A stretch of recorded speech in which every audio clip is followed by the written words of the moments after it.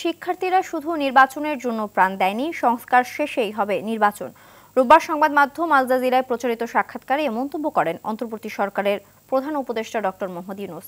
এছাড়া নতুন সংবিধানে সরকারের মেয়াদ 4 বছর হতে পারে বলে জানান তিনি। পাশাপাশি ডোনাল্ড ট্রাম্পের প্রেসিডেন্ট হওয়াকে সমস্যা হিসেবে দেখছে না সরকার। সামদানি প্রত্যয়ের রিপোর্ট। সম্প্রতি আজারবাইজানের বাকুতে অনুষ্ঠিত COP29 সম্মেলনে যোগ দেন অন্তর্বর্তী সরকারের প্রধান উপদেষ্টা ডক্টর মোহাম্মদ ইউনূস। সেখানে সংবাদ মাধ্যম আল জাজিরাকে এক সাক্ষাৎকার দেন তিনি। রোববার তা প্রচার করে গণমাধ্যমটি।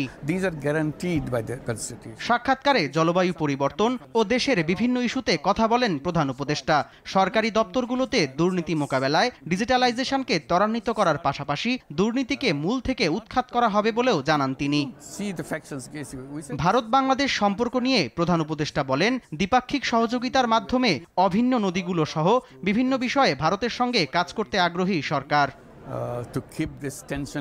বিভিন্ন উস্কানিমূলক বক্তব্যের মাধ্যমে শেখ হাসিনা দেশে সমস্যা সৃষ্টির পায়তারা করছেন বলেও অভিযোগ করেন ডক্টর ইউনূস। নির্বাচনের প্রক্রিয়া ও সংস্কার একসাথে চলছে বলেও জানান তিনি।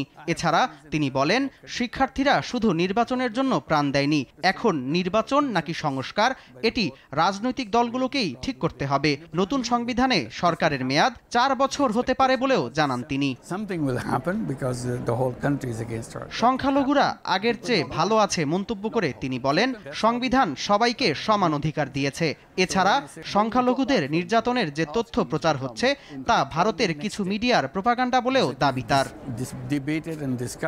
যুক্তরাষ্ট্রের রাজনৈতিক পট পরিবর্তন দেশে কোনো প্রভাব ফেলবে না বলেও মন্তব্য করেন তিনি। প্রেসিডেন্ট পরিবর্তনের সঙ্গে মার্কিন পররাষ্ট্রনীতির কোনো পরিবর্তন হয় না বলে মন্তব্য করেন প্রধান উপদেষ্টা।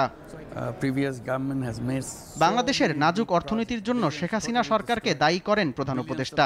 এছাড়া অন্তর্বর্তী সরকারকে সহায়তা করার জন্য রাজনৈতিক দলগুলোকে ধন্যবাদ জানান তিনি। সামদানি প্রত্যয়, RTV।